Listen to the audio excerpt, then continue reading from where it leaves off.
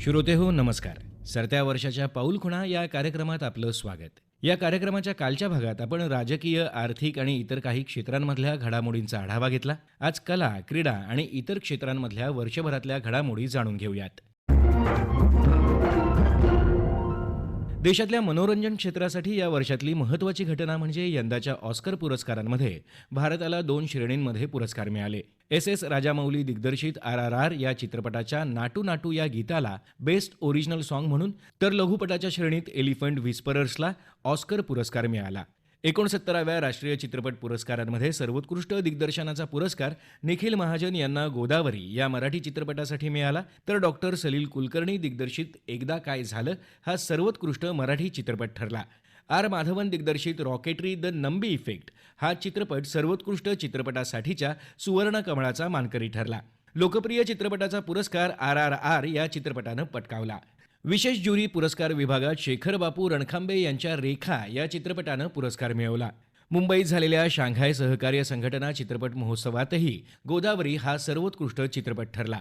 IFFI या भारताच्या आंतरराष्ट्रीय चित्रपट महोत्सवात हॉलिवूड अभिनेता निर्माता मायकल डग्लस यांना सत्यजित रे जीवनगौरव पुरस्कारानं सन्मानित करण्यात आलं, तर माधुरी दीक्षितला भारतीय चित्रपट सृष्टीतल्या योगदानासाठी विशेष ओळख पुरस्कारानं गौरवण्यात आलं. या महोत्सवात 105 देशांमधले 270हून अधिक चित्रपट दाखवले गेले. ज्येष्ठ अभिनेत्री वहिदा रहमान यांना 2021 सालच्या दादासाहेब फाळके जीवनगौरव पुरस्कारानं यंदा सन्मानित करण्यात आलं. पुणे फिल्म फाउंडेशन आणि महाराष्ट्र शासन यांच्या संयुक्त विद्यमानं आयोजित 21व्या पुणे आंतरराष्ट्रीय चित्रपट महोत्सवात यंदा मदार या मराठी चित्रपटानं विविध पुरस्कार मिळवत महोत्सवावर आपली मोहर उमटवली. तर यंदाचा प्रभात सर्वोत्कृष्ट आंतरराष्ट्रीय चित्रपट पुरस्कार बेल्जियम आणि फ्रान्सच्या तोरी अँड लोकिता या चित्रपटाला मिळाला. यंदाच्या कान्स चित्रपट महोत्सवाच्या चित्रपट बाजार विभागासाठी संदीप सावंत दिग्दर्शित या गोष्टीला नाव नाही, सचिन मुल्लेमवार दिग्दर्शित टेरिटरी आणि मंगेश बदर दिग्दर्शित मदार या चित्रपटांची निवड झाली. चित्रपटांच्या बाबतीत तिकीटबारीवर हे वर्ष कसं गेलं ते ऐकूया चित्रपट समीक्षक जयदीप पाठकजी यांच्याकडून. करोनाच्या धक्क्यानंतर सावरलेली मराठी आणि हिंदी चित्रपटसृष्टी यंदाच्या वर्षी काहीशी रुळावर आल्याचं चित्र आहे. मराठी चित्रपटसृष्टीचा विचार करायचा तर यंदा मराठी सिनेमांनी शहरी निमशहरी भागात चांगला गल्ला जमवण्यात यश मिळवलं. अगदी काही सिनेमांनी तर कोट्यवधी रुपयांचा व्यवसाय केला. केदार शिंदेंच्या बाई पण भारी देवा सिनेमाला पुणे मुंबई सारख्या महानगरात आणि राज्याच्या इतर भागातही दणदणीत यश मिळालं. पण त्याच वेळी त्यांच्या महाराष्ट्र शाहीर या सिनेमाचं यश मर्यादितच राहिलं. दिवाळीत प्रदर्शित झालेला हेमंत ढोमेचा झिम्मा 2 हा सिनेमाही महिला प्रेक्षकांनी डोक्यावर घेतला. परेश मोकाशीचा वाळवी मराठी प्रेक्षकांसाठी एक सुखद धक्का होता, तर नागराज मंजुळेंच्या घर बंदूक बिर्याणीनं प्रेक्षकांची काहीशी निराशा केली. सचिन जाधव आणि नचिकेत वाईकर या दोघांनी दिग्दर्शित केलेल्या लो बजेट टेंडल्या माउथ पब्लिसिटीवर राज्यभरात चर्चेचा विषय ठरला. तर आशिष बेंडेच्या आत्म फॅम्पलेट या काहीशा विचित्र नावाच्या सिनेमाकडे एक प्रयोग म्हणून पाहिलं गेलं. दिवाळीत प्रदर्शित झालेल्या सुजय डहाकेच्या श्यामची आईने साने गुरुजींच्या आयुष्याकडे पाहण्याचा आधीच्या श्यामच्या आईपेक्षा एक वेगळा दृष्टिकोन आपल्याला दिला. याशिवाय सरला 1 कोटी, TDM, रौंदळ, लंडन मिसळ, बॉईज 4, सुभेदार यांसारखे अनेक सिनेमे वर्षभरात प्रदर्शित झाले. पण हे सगळे तिकीट बारीवर काही फार चालले नाहीत. आता याच वर्षी प्रदर्शित झालेल्या हिंदी चित्रपटांबद्दल थोडंसं. शाहरुख खानच्या जवान आणि पठाण या सिनेमांनी यंदाच्या वर्षी सुपरहिट सिनेमांचा मान पटकावला. तर अगदी गेल्याच महिन्यात प्रदर्शित झालेल्या रणबीर कपूरच्या अॅनिमलने बॉक्स ऑफिसवर एकच खळबळ उडून दिली आहे. दक्षिणेतील चित्रपटांचा हिंदी चित्रपटसृष्टीवरील प्रभाव यंदाच्या वर्षीही कायम राहिला. यंदाचं वर्ष बॉलिवूडसाठी सिक्वेल आणि आधीच्या चित्रपटांचे पुढचे भाग प्रदर्शित होणारं ठरलं. सनी देओलच्या गदर 2 मुळे देशभरात सिंगल स्क्रीन चित्रपटगृहांकडे प्रेक्षक पुन्हा एकदा खेचला गेला. टायगर 3, ओ माय गॉड 2 हे सिनेमेही चर्चेत होतेच. प्रचंड गाजावाजा करून प्रदर्शित झालेला ओम राऊतचा आदिपुरुष त्याच्या अतिशय सुमार मांडणीमुळे प्रेक्षकांसाठी चक्क चेष्टेचा विषय ठरला. रॉकी और रानी की प्रेम कहाणी या करण जोहरच्या सिनेमानंही उच्चभ्रू प्रेक्षकांना आपलंसं केलं. राजकुमार हिरानीचा डंकी, मेघना गुलजारचा सॅम बहादूर, विधू विनोद चोप्राचा 12वी फेल, आर बल्कीचा घुमर हे सिनेमेही चर्चेत होते. मात्र या सिनेमांचं बॉक्स ऑफिसवरील यश नजरेत भरणारं नव्हतं. चित्रपटगृहात प्रदर्शित झालेल्या सिनेमांसह OTTवरही मोठ्या प्रमाणावर सिनेमे प्रदर्शित झाले. मनोज वाजपेयीचा सिर्फ एक बंदा काफी है प्रेक्षकांच्या पसंतीस उतरला, तर तब्बूचा खुफियाही OTTच्या प्रेक्षकांनी आवडीनं पाहिला. एकूणच काय तर हिंदी सिनेमाचा प्रेक्षक दिवसेंदिवस अधिक ग्लोबल होत आहेच, पण त्याचबरोबर हिंदी सिनेमावरील दाक्षिणात्य सिनेमांचा प्रभावही वाढतोय. काही वेळा तर दक्षिणेतले अनेक सिनेमे आपल्याकडे रिमेक होऊन येत आहेत. येणारं वर्ष हिंदी चित्रपट सृष्टीची मूळ ओळख पुन्हा मिळवून देणारं ठरेल अशी आशा करायला काय हरकत आहे. संगीत नाटक अकादमीच्या 2019, 2020 आणि 2021 या 3 वर्षांसाठीच्या उस्ताद बिस्मिल्ला खां युवा पुरस्काराचं वितरण यंदा झालं. राज्यातल्या एकूण 11 कलाकारांना यावेळी सन्मानित करण्यात आलं. 2019 साठी लोकसंगीत श्रेणीत विकास कोकाटे, वर्ष 2020 साठी तबला वाद्य बनवणारे किशोर भटकर, 2021 साठी तमाशा कलाकार वैशाली जाधव, पखवाज वादनासाठी ज्ञानेश्वर देशमुख यांना हा सन्मान मिळाला. तमाशा सम्राज्ञी विठाबाई नारायणगावकर जीवनगौरव पुरस्कारानं यंदा गुलाबबाई संगमनेरकर, संध्या रमेश माने आणि अतांबर शिरढोणकर यांना सन्मानित करण्यात आलं. गुलाबबाई संगमनेरकर यांना 2018-19चा, अतांबर शिरढोणकर यांना 2019-20 तर संध्या माने यांना 2020-21चा जीवनगौरव पुरस्कार मिळाला. मास्टर दीनानाथ मंगेशकर स्मृती प्रतिष्ठानतर्फे दिला जाणारा लता दीनानाथ मंगेशकर पुरस्कार यंदा ज्येष्ठ गायिका आशा भोसले यांना मिळाला. राज्य शासनाच्या सांस्कृतिक कार्य विभागामार्फत दिल्या जाणाऱ्या विविध पुरस्कारांमध्ये 2023 सालासाठीचा गानसम्राज्ञी लता मंगेशकर पुरस्कार ज्येष्ठ गायक सुरेश वाडकर यांना मिळाला. अखिल भारतीय मराठी नाट्य परिषदेच्या शतक महोत्सवी नाट्यसंमेलनाचा प्रारंभ यंदा 5 जानेवारीला पुण्यात तर समारोप मे महिन्यात रत्नागिरी इथं होणार आहे. उद्घाटन सोहळा ते समारोप या कालावधीत अहमदनगर, सोलापूर, बीड, लातूर, नागपूर आणि मुंबई इथं विभागीय नाट्यसंमेलन संपन्न होणार आहे. मराठी नाटकांसाठी हे वर्ष कसं गेलं ते जाणून घेऊया नाट्य समीक्षक रवींद्र पाथरे यांच्याकडून. जुनीच यशस्वी झालेली नाटकं पुन्हा रंगभूमीवर येताना या वर्षात दिसली. ती भीतभीतच.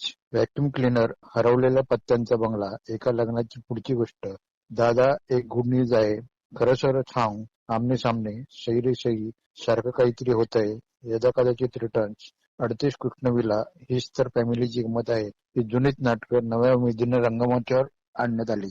जुन्या नाटकांबरोबरच नव्या नाटकांची निर्मितीही हळूहळू निर्मात्यांनी सुरू केली. त्यात संजय छाया, गजबतीची अदा, चाणक्य, येतोय तो खातोय, बोक्या सात बंडे, करून गेलो गाव, डाएट लग्न, किरकोळ नवळे, डबल लाईफ, नियम वाटी लागू, आपण यांना पाहिलंत का, प्रिय भाई एक कविता हवी आहे, जरतरची गोष्ट, छिन्न, 217 पद्मिनी धाम, अवघा रंग एकची झाला, संगीत मंदारमाला, मर्डरवाले कुलकर्णी अशा अनेक नाटकांचा या नव्या नाटकात समावेश होता. या दरम्यान आलेल्या नव्या नाटकात गजबतीची अदा हे दृकश्राव्य काव्य प्रकारातलं नाटक प्राध्यापक वामन केंद्रे यांनी रंगभूमीवर आणलं होतं. त्याचप्रमाणे 31 वर्षांपूर्वी रंगभूमी गाजवणारं प्रशांत द्रविड लिखित, चंद्रकांत कुलकर्णी दिग्दर्शित चार चौघी हे नाटक पुनश्च नव्या संचात रंगभूमीवर अवतरलं. मुक्ता बर्वे, रोहिणी हट्टंगडी, कादंबरी कदम आणि परिणत पंढरे यांच्या अप्रतिम भूमिकांमुळे ते पुनरागमनातही प्रेक्षकांचा ठाव घेणारं ठरलं. विनोदी नट म्हणून शिक्का बसलेल्या भरत जाधव यांनी गंभीर आशयाचं अस्तित्व हे नाटक यंदा रंगभूमीवर आणून आपल्या इमेज मधून बाहेर येण्याचा प्रयत्न केला. संध्या छाया या जयवंत द्रविडच्या वृद्धांच्या एकाकीपणाच्या समस्येवरील नाटकावर सकारात्मक उतारा देणारं प्रशांत द्रविड, चंद्रकांत कुलकर्णी यांचं संध्या छाया हे नाटकही प्रेक्षकांच्या पसंतीस उतरलं. याच दरम्यान काही वर्षांपूर्वी वादग्रस्त ठरून गाजलेलं मी नथुराम गोडसे बोलतोय हे नाटकही निर्माते उदय धुरत यांनी पुन्हा रंगमंचावर आणायचं ठरवलं. पण त्याआधीच त्यापूर्वी नथुरामची भूमिका करणाऱ्या शरण पोंक्षे यांनी ते नथुराम गोडसे बोलतोय या नावानं रंगमंचावर आणलं आणि हा वाद कोर्टात गेला. कोर्टाच्या आदेशाने त्याचं नाव आता नथुराम गोडसे असं करण्यात आलंय आणि दोन्ही नाटकांचे प्रयोग सध्या सुरू आहेत. या वर्षात अभिनेते प्रशांत दामले यांनी आपल्या नाट्य कारकिर्दीत 12,500 प्रयोगांचा विक्रमी टप्पा पार केला. त्याचप्रमाणे संगीत देवबावळी या प्राजक्त देशमुख लिखित दिग्दर्शित नाटकाचे 500 प्रयोग पूर्ण होऊन ते नाटक थांबवण्यात आलं. संगीत नाटक अकादमीनं यंदा देशभरातल्या 84 ज्येष्ठ ललित कलाकारांना अमृत पुरस्कारानं सन्मानित केलं. वयाची 75 वर्ष पूर्ण केलेल्या आणि आत्तापर्यंत राष्ट्रीय सन्मान न मिळालेल्या कलावंतांना उपराष्ट्रपती जगदीप धनखड यांच्या हस्ते पुरस्कार प्रदान करण्यात आले. महाराष्ट्रातले ज्येष्ठ सतारवादक शंकर अभ्यंकर, कथ्थक कलावंत चरण गिरीधर चंद आणि पद्मा शर्मा तसंच लोककलांसाठी प्रभाकर मांडे, हरिश्चंद्र बोरकर आणि भिकल्या धिंडा यांना हा पुरस्कार मिळाला. डॉक्टर बाबासाहेब आंबेडकर मराठवाडा विद्यापीठाचा जीवन साधना पुरस्कार ज्येष्ठ लोककलावंत प्रसिद्ध अभिनेत्री मधू कांबीकर यांना मिळाला. पुण्याजवळ आंबेगाव इथं उभारलेल्या शिवसृष्टीच्या पहिल्या टप्प्याचं लोकार्पण यंदा केंद्रीय गृहमंत्री अमित शहा यांच्या हस्ते झालं. राज्य सरकारनं यंदा जय जय महाराष्ट्र माझा या गीताला अधिकृत राज्यगीताचा दर्जा दिला, तर कोल्हापूरचा शाही दसरा उत्सव राज्य शासनानं राज्य महोत्सव म्हणून घोषित केला. कला क्षेत्रासाठीच नव्हे तर सर्वच क्षेत्रांमधल्या लोकांना चटका लावून गेलेली या वर्षातली दुःखद घटना म्हणजे ज्येष्ठ चित्रपट अभिनेत्री सुलोचना लाटकर उर्फ सुलोचना दीदी यांचं निधन. रुपेरी पडद्यावरची सात्विक, सोज्वळ, वात्सल्य आणि मांगल्याची मूर्ती अशी प्रतिमा असलेल्या सुलोचना दीदी यांनी 6 दशकं जनमानसावर प्रभाव गाजवताना 250हून अधिक मराठी तर जवळजवळ 150 हिंदी चित्रपटांमध्ये विविध भूमिका साकारल्या. प्रपंच चित्रपटासाठी राज्य शासनाचा सर्वोत्कृष्ट अभिनेत्रीचा पुरस्कार, महाराष्ट्र शासनाचा व्ही. शांताराम पुरस्कार, केंद्र शासनाच्या तर्फे पद्मश्री, अखिल भारतीय मराठी चित्रपट महामंडळातर्फे चित्रभूषण पुरस्कार, महाराष्ट्र शासनातर्फे महाराष्ट्र भूषण पुरस्कार इत्यादी अनेक पुरस्कार त्यांना मिळाले. लाखाची गोष्ट, गुळाचा गणपती, देवबाप्पा, मोहित्यांची मंजुळा, कोर्टाची पायरी या आणि अशा अनेक जुन्या चित्रपटांची नायिका चित्रा म्हणजेच कुसुम नवाथे, मराठी चित्रपटसृष्टीतल्या ज्येष्ठ अभिनेत्री शांता तांबे, सीमा देव, रवींद्र महाजनी, उत्तरा बावकर, ज्येष्ठ गीतकार देव कोहली, अभिनेते नईम सय्यद म्हणजेच ज्युनियर मेहमूद, दूरदर्शनच्या महाभारत या लोकप्रिय मालिकेत शकुनी मामाची भूमिका साकारणारे गुफी पेंटल, ज्येष्ठ अभिनेते आणि दिग्दर्शक सतीश कौशिक, मराठी चित्रपटसृष्टीतले ज्येष्ठ अभिनेते भालचंद्र कुलकर्णी, मराठी आणि हिंदी चित्रपटसृष्टीतले ज्येष्ठ अभिनेते रवींद्र बेर्डे, सुप्रसिद्ध कला दिग्दर्शक नितीन देसाई, ज्येष्ठ रंगकर्मी, अभिनेते, दिग्दर्शक अजित भगत, ज्येष्ठ नाट्य समीक्षक आणि पत्रकार कमलाकर नाडकर्णी, ज्येष्ठ अभिनेते जयंत सावरकर, ज्येष्ठ शास्त्रीय नृत्यांगना पद्मभूषण डॉक्टर कनक रेळे, आंतरराष्ट्रीय ख्यातीच्या शास्त्रोक्त गायिका मालिनीताई राजूरकर, जयपूर अत्रौली घराण्याच्या ज्येष्ठ गायिका गानगुरू विदुषी माणिक भिडे, ज्येष्ठ चित्रपट अभ्यासक आणि प्रभात चित्रपट मंडळाचे संस्थापक सुधीर नांदगावकर, अमेरिकेतल्या महाराष्ट्र फाउंडेशनचे प्रवर्तक सुनील देशमुख, प्रख्यात व्हायोलिन वादक, ज्येष्ठ संगीतकार सूरमणी पंडित प्रभाकर धाकडे, मराठी साहित्यात पहिलं दलित स्त्री आत्मचरित्र लिहिणाऱ्या साहित्यिक शांताबाई कृष्णाजी कांबळे, प्रसिद्ध चित्रकार ललिता लाजमी, निसर्गकवी आणि प्रगतिशील शेतकरी म्हणून प्रसिद्ध असलेले ज्येष्ठ साहित्यिक ना. धो. महानोर, ज्येष्ठ विचारवंत प्राध्यापक हरी नरके, लोकसाहित्याचे गाढे अभ्यासक पद्मश्री डॉक्टर प्रभाकर मांडे, प्रसिद्ध साहित्यिक लेखक प्राध्यापक डॉक्टर शंकर किसन बोराडे, ज्येष्ठ लेखक विचारवंत कॅप्टन भाऊराव खडताळे, क्रीडा पत्रकार, समीक्षक आणि लोकप्रिय समालोचक व्ही. करमरकर, ज्येष्ठ लेखक पत्रकार शिरीष कणेकर, विदर्भातले ज्येष्ठ समीक्षक संत साहित्याचे गाढे अभ्यासक डॉक्टर किशोर सानप, ज्येष्ठ पत्रकार दैनिक वृत्तरत्न सम्राटचे संपादक बबन कांबळे, मुंबई दूरदर्शनचे प्रसिद्ध वृत्तनिवेदक डॉक्टर विश्वास मेहेंदळे ही ख्यातनाम व्यक्तिमत्व यंदा काळाच्या पडद्याआड गेली. महाराष्ट्रासह देशातल्या क्रीडा क्षेत्रासाठी हे वर्ष उत्साह आणि उमेद वाढवणारं ठरलं. 2004 पासून अथेन्स, बीजिंग, लंडन, ब्राझील आणि टोकियो इथं झालेल्या 5 ऑलिम्पिक स्पर्धांचं तिथं जाऊन वार्तांकन करणारे क्रीडा पत्रकार संदीप चव्हाण यांनी सांगितलं, सरत्या वर्षात आपण क्रीडा महासत्ता होण्याच्या दिशेने दमदार पाऊल टाकले असं म्हणायला हरकत नाही. यंदा आपण आशियाई क्रीडा स्पर्धेच्या इतिहासात पहिल्यांदाच 100 पार मेडल जिंकली. 28 सुवर्ण, 38 रौप्य आणि 41 कांस्य पदकांसह भारतानं एकूण 107 मेडल जिंकत आजवरचा नवा उच्चांक नोंदविला. महाराष्ट्राच्या अविनाश साबळेने 3000 मीटर स्टिपलचेस क्रीडा प्रकारात नव्या आशियाई विक्रमाची नोंद केली, तर ज्योती याराजी या महिला खेळाडूने तिच्यावरील अन्यायानंतरही 100 मीटर अडथळा शर्यतीत रौप्य पदक भारताला जिंकून दिले. आशियाई क्रीडा स्पर्धेसोबतच 2 प्रमुख क्रीडा स्पर्धात भारतानं विश्वविजेतेपदाला जवळपास गवसणी घातली होती, पण प्रयत्न थोडक्यात हुकला. एकदिवसीय क्रिकेटमध्ये सलग 10 सामने जिंकल्यानंतर फायनलमध्ये भारताला ऑस्ट्रेलियाकडून पराभव पत्करावा लागला आणि अखेर उपविजेतेपदावर समाधान मानावे लागले. पण तोवर भारतानं यंदाच्या वर्षात वन डे, टेस्ट आणि T20 अशा क्रिकेटच्या तिन्ही प्रकारात जागतिक क्रमवारीत पहिला क्रमांक पटकावत विश्वविक्रमाची बरोबरी केली. गोलंदाजीतील अतुलनीय कामगिरीसाठी मोहम्मद सामीला यंदाचा अर्जुन पुरस्कार बहाल करण्यात आला. क्रिकेटनंतर बुद्धिबळात भारताला विश्वविजेतेपदाने थोडक्यात हुलकावणी दिली. 18 वर्षीय रमेश बाबू प्रज्ञानानंदने जगज्जेता मॅग्नस कार्लसनला फायनलमध्ये कडवी झुंज दिली. टायब्रेकमध्ये प्रज्ञानानंदला अनुभव कमी पडला आणि कार्लसनने बाजी मारली. प्रज्ञानानंद उपविजेता ठरला. याच वर्षी त्याची बहीण वैशालीने महिला ग्रँडमास्टरचा किताब पटकावला. भाऊ बहिणीने किताब पटकावणारे ही जोडी भारतातील तशी पहिलीच. भालाफेकपटू नीरज चोप्रासाठी यंदाचे वर्षही गोल्डन ठरले. यंदा त्याने भालाफेकीतील सर्वच महत्त्वाच्या स्पर्धेत गोल्ड मेडल जिंकली. आता Olympic, world championship, diamond league, आशिया क्रीडा स्पर्धा आणि राष्ट्रकुल क्रीडा स्पर्धा अशा सगळ्या स्पर्धेतील गोल्ड मेडल हे वर्ष सरताना त्याच्या खात्यात जमा आहेत. बॅडमिंटन स्पर्धेत सात्विक आणि चिराग जोडीने जागतिक क्रमवारीत दुहेरीत पहिला क्रमांक पटकावून नवा इतिहास रचला. यंदाच्या वर्षात आशियाई क्रीडा स्पर्धेतील गोल्ड मेडलसह अनेक महत्त्वाच्या स्पर्धा त्यांनी जिंकल्या.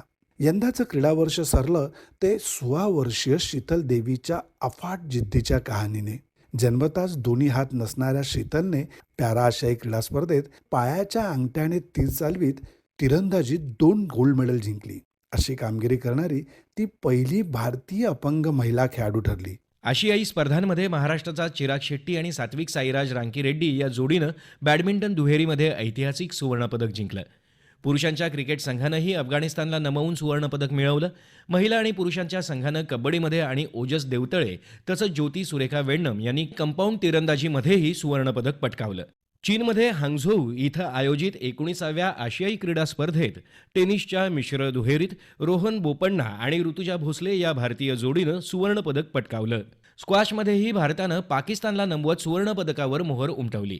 यंदा खेलो इंडिया युवा क्रीडा स्पर्धेत महाराष्ट्र तिसऱ्यांदा सर्वसाधारण विजेतेपदाचा मानकरी ठरला.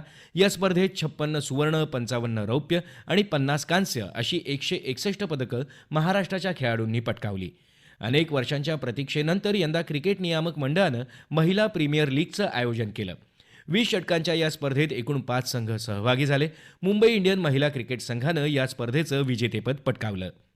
क्रोएशियामध्ये आयोजित पॅरानेमबाजी विश्वचषक स्पर्धेत कोल्हापूरच्या स्वरूप उन्हाळकरनं भारताला सुवर्णपदक जिंकून दिलं.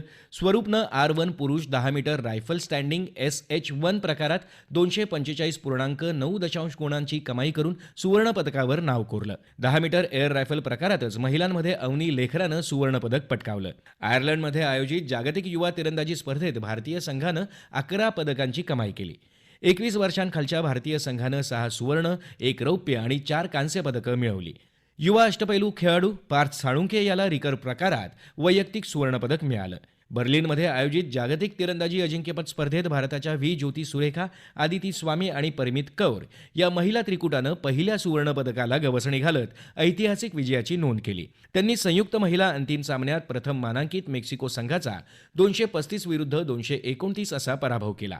आदिती स्वामी हिनं वैयक्तिक स्पर्धेतही अजिंक्यपद पटकावत इतिहास रचला.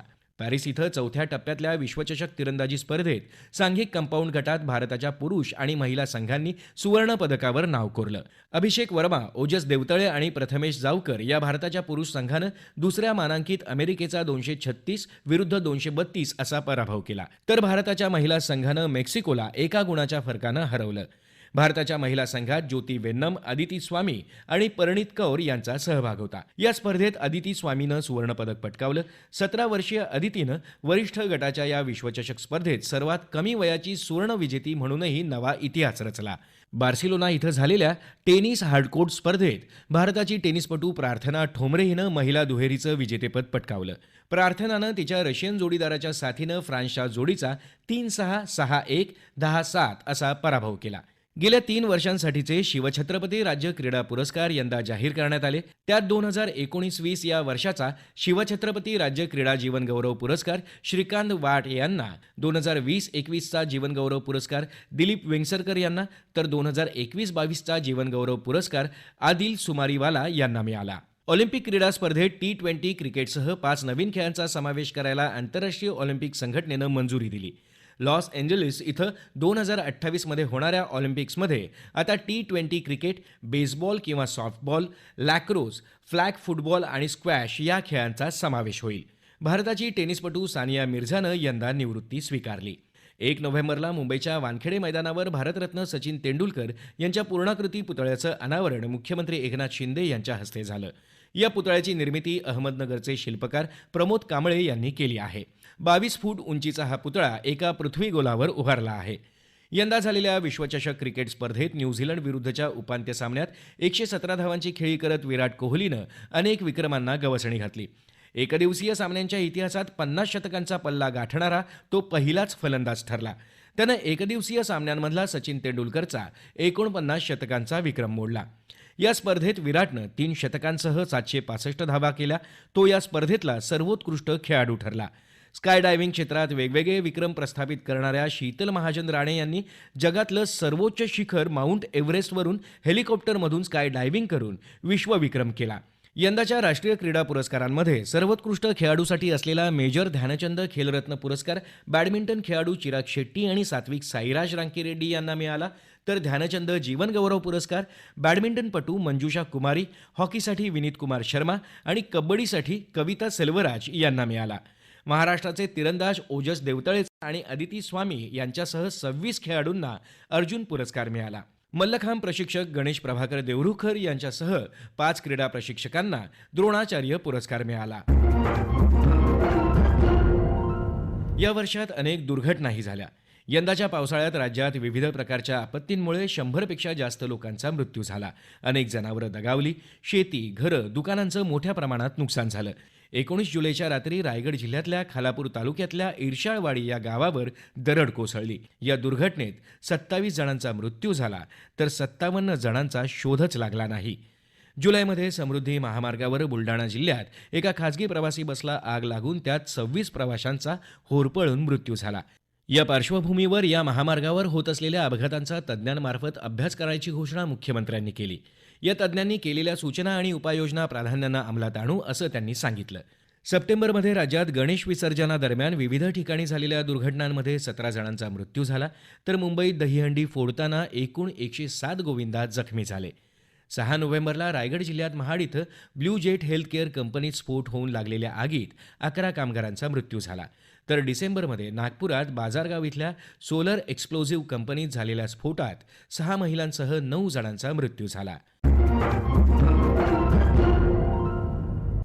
काही महत्त्वाचे पुरस्कार आणि नियुक्त्या यंदा सर्वांनाच सुखावून गेल्या. यंदा अमेरिकी अंतराळ संस्था नासानं मुख्य तंत्रज्ञान अधिकारीपदी भारतीय वंशाचे अमेरिकी नागरिक A.C. चर्निया यांची नियुक्ती केली. साहित्य अकादमीच्या अध्यक्षपदी हिंदी साहित्यिक माधव कौशिक यांची निवड झाली तर उपाध्यक्षपदी हिंदी साहित्यिक आणि दिल्ली विद्यापीठाच्या हिंदी विभाग प्रमुख कुमुद शर्मा यांची निवड झाली. ज्येष्ठ शास्त्रज्ञ जयंत नारळीकर यांना ॲस्ट्रॉनॉमिकल सोसायटी ऑफ इंडियाचा पहिला गोविंद स्वरूप जीवनगौरव पुरस्कार मिळाला. राज्यपाल तथा कुलपती रमेश बैस यांनी मुंबई विद्यापीठाच्या कुलगुरूपदी डॉक्टर रवींद्र दत्तात्रय कुलकर्णी यांची नियुक्ती केली. त्याबरोबरच सावित्रीबाई फुले पुणे विद्यापीठाच्या कुलगुरूपदी डॉक्टर सुरेश वामनगीर गोसावी यांची तर डॉक्टर बाळासाहेब सावंत कोकण कृषी विद्यापीठाच्या कुलगुरूपदी डॉक्टर संजय घनश्याम भावे यांची नियुक्ती केली. चौथ्या राष्ट्रीय जल पुरस्कारांमध्ये सांगली जिल्ह्यातली कडेगाव ग्रामपंचायत, सातारा जिल्ह्यातली मलकापूर नगरपालिका आणि पुण्यातल्या भारतीय जैन संघटनेला विविध श्रेणीत गौरवण्यात आलं. आंतरराष्ट्रीय ऑलिम्पियाडमध्ये यंदा भारताची कामगिरी लक्षणीय राहिली. आंतरराष्ट्रीय जीवशास्त्र ऑलिम्पियाडमध्ये भारतानं पहिलं स्थान पटकावलं. संयुक्त अरब अमिरातीमध्ये 3 ते 11 जुलै दरम्यान झालेल्या या स्पर्धेत भारतीय संघाला 4 सुवर्णपदकं मिळाली. त्यात जालनाचा मेघ छाबडा, राजस्थानातल्या कोटा इथला ईशान पेडणेकर, बेंगळुरूचा ध्रुव अडवाणी आणि छत्तीसगडमधल्या रोहित पांडा यांचा समावेश आहे. खगोलशास्त्र आणि खगोल भौतिकी ऑलिम्पियाडमध्ये भारतानं 4 सुवर्ण आणि 1 रौप्य पदक मिळवून दुसरं स्थान मिळवलं. नागपूरचा आकर्ष राज सहाय, राजस्थानमधल्या कोटा इथला राजदीप मिश्रा, कोलकात्याचा मोहम्मद साहिल अख्तर आणि आंध्र प्रदेशातल्या कुर्नुलुमचा कोडुरू तेजेश्वर या चौघांनी सुवर्णपदक पटकावलं. तर बंगळुरूच्या सैन्मनितन मुकुंद यानं रौप्य पदक मिळवलं. भौतिकशास्त्र ऑलिम्पियाडमध्ये भारताच्या स्पर्धकांनी 3 सुवर्ण आणि 2 रौप्य पदकं पटकावली. पुण्याचा ध्रुव शहा, दिल्लीचा आदित्य आणि काचीगुडाच्या मेहुल बोराडला सुवर्ण पदक तर चंदीगडमधल्या राघव गोयल आणि रायपूरच्या रिदम केडी याला रौप्य पदक मिळालं. गणित ऑलिम्पियाडमध्ये भारतीय संघानं 2 सुवर्ण, 2 रौप्य आणि 2 कांस्य पदकं पटकावली. बंगळुरूच्या अतुल नडीक आणि दिल्लीच्या अर्जुन गुप्ताला सुवर्ण पदक मिळालं. पुण्याचा सिद्धार्थ चोप्पारा आणि गुवाहाटीचा आनंद भादुरी यांना रौप्य पदक मिळालं. तर पुण्याचा आदित्य मांगुडी व्यंकट गणेशला आणि दिल्लीचा अर्चित मानस यांना कांस्य पदक मिळालं. विज्ञान क्षेत्रात उत्कृष्ट कामगिरी करणाऱ्या वैज्ञानिकांना सुप्रसिद्ध वैज्ञानिक शांती स्वरूप भटनागर यांच्या नावे दरवर्षी पुरस्कार दिले जातात. वर्ष 2022-23साठी यंदा 12 शास्त्रज्ञांना पुरस्कार देण्यात आले. त्यात मुंबईच्या 2 वैज्ञानिकांचा समावेश आहे. पदार्थ विज्ञान आणि औद्योगिकी विज्ञान क्षेत्रातील संशोधनासाठी डॉक्टर वासुदेव दासगुप्ता यांना, तर रसायन विज्ञानासाठी डॉक्टर देवव्रत मैती यांना हा पुरस्कार मिळाला. महाराष्ट्र भूषण पुरस्काराच्या धर्तीवर राज्य शासनानं यंदा महाराष्ट्र उद्योग पुरस्कार सुरू केले. त्यात उद्योगरत्न पुरस्कार ज्येष्ठ उद्योजक रतन टाटा यांना देण्यात आला. सिरम इन्स्टिट्यूटचे अदर पुनावाला यांना उद्योग मित्र पुरस्कार, किर्लोस्कर समूहाच्या गौरी किर्लोस्कर यांना उद्योगिनी पुरस्कार, तर विलास शिंदे यांना उत्कृष्ट मराठी उद्योजक पुरस्कार मिळाला. साहित्य अकादमीच्या यंदाच्या बालसाहित्य पुरस्कारांमध्ये एकनाथ आव्हाड यांच्या छंद देई आनंद या कविता संग्रहाला पुरस्कार मिळाला. तर युवा पुरस्कारांमध्ये विशाखा विश्वनाथ यांना स्वतःला स्वतःविरुद्ध उभे करताना या कविता संग्रहासाठी पुरस्कार मिळाला. यशवंतराव चव्हाण महाराष्ट्र मुक्त विद्यापीठाचा बाबूराव बागुल कथा पुरस्कार कथालेखक किरण येले आणि बालाजी सुतारी यांना मिळाला. सामाजिक चळवळीत भरीव योगदान देणाऱ्या विविध कार्यकर्त्यांना अंधश्रद्धा निर्मूलन समितीच्या वतीनं राज्यस्तरीय पुरस्कार देण्यात आले. सुधारककार गोपाळ गणेश आगरकर पुरस्कार हेरंब कुलकर्णी यांना, तर अन्नीस कार्यकर्ता जीवनगौरव पुरस्कार प्रभाकर नानावटी यांना मिळाला. गंभीर स्वरूपाचं तीव्र कुपोषण असलेल्या बालकांना योग्य उपचारांच्या सहाय्यानं कुपोषणमुक्त करण्याच्या उल्लेखनीय कामाबद्दल अमरावती जिल्ह्यातल्या तिवसा तालुक्यातल्या अंगणवाडी सेविका मेघा बनारसे यांना केंद्रीय महिला आणि बालविकास मंत्री स्मृती इराणी यांच्या हस्ते सन्मानित करण्यात आलं. यंदाचा आद्य नाटककार विष्णुदास भावे गौरव पुरस्कार अभिनेते प्रशांत दामले यांना मिळाला. यंदाचा पद्मश्री दया पवार स्मृती पुरस्कार ज्येष्ठ साहित्यिक डॉक्टर गणेश देवी आणि गुजरातमधले आमदार जिग्नेश मेवाणी यांना मिळाला. कोल्हापूर नगरीत जन्मलेल्या आणि देशविदेशात नाव गाजवलेल्या महिलांचा सन्मान करण्यासाठी करवीर तारा पुरस्कार यंदा सुरू करण्यात आला. जयपूर अत्रौली घराण्याच्या ख्यातनाम शास्त्रीय गायिका श्रुती साडोलीकर काटकर या पुरस्काराच्या पहिल्या मानकरी ठरल्या. भारतीय वंशाचे वैज्ञानिक अशोक गाडगी आणि सुब्रा सुरेश यांना अमेरिकेचे राष्ट्राध्यक्ष जो बायडन यांच्या हस्ते राष्ट्रीय तंत्रज्ञान आणि नवोन्मेष पदक तसंच राष्ट्रीय विज्ञान पदकानं सन्मानित करण्यात आलं.